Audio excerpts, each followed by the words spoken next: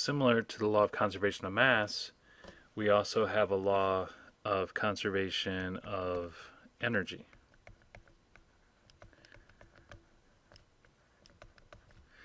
Now, energy does not have mass and energy does not have volume. Therefore, energy is not a part of matter. Instead, energy is the capacity to do work.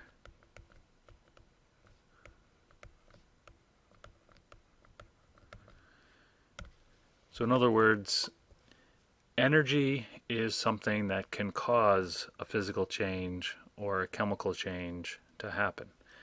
Law of conservation of energy tells us just like mass had to be the same before and after, so does energy. Another way to say that is in a chemical reaction, energy is not created,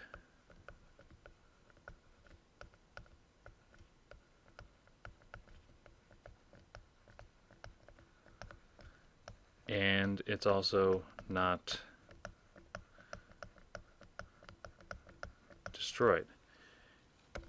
You can also think of the law of conservation of mass the same way. We're not creating new matter and we're not destroying the old matter. It's the same substances.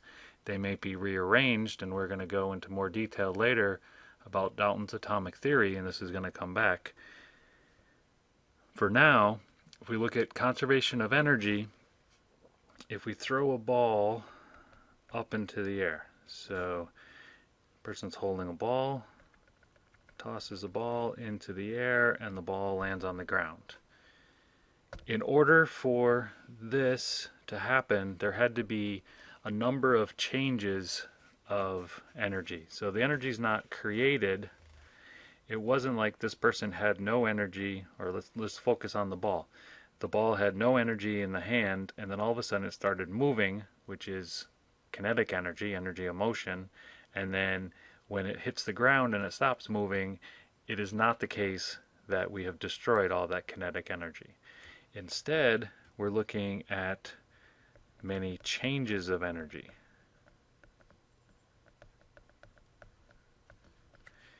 If you're standing there holding a ball, you have the ability to throw the ball, and that energy is stored up in the form of potential energy, which is also called food energy or chemical energy. Before you start throwing the ball, you have that energy stored up in your body in the form of this chemical energy that can be transferred to the ball and get the ball moving, which is energy of motion or kinetic energy. If we threw the ball straight up, it would slow down and then stop at the apex, so it's no longer moving. That kinetic energy of the ball was turned into potential energy, energy of position, because then it can start falling down again, which it does, and it's going to reform more kinetic energy. And ultimately, when it hits the ground and the kinetic energy, the ball has stopped, so the kinetic energy had to be transferred somewhere. This is going to end up heating up the ground just a little bit, which means we've transferred the energy to thermal energy. In this class, we're going to be measuring the energy, and the units we're going to look at are two most common ones are calories and joules. 1 calorie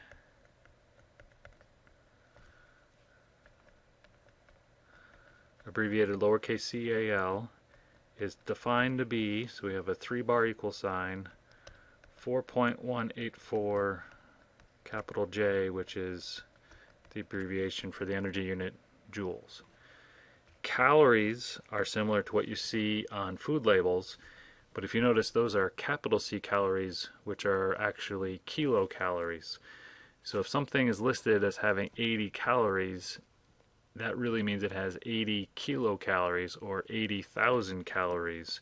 A food calorie is 1,000 of these lowercase c calories.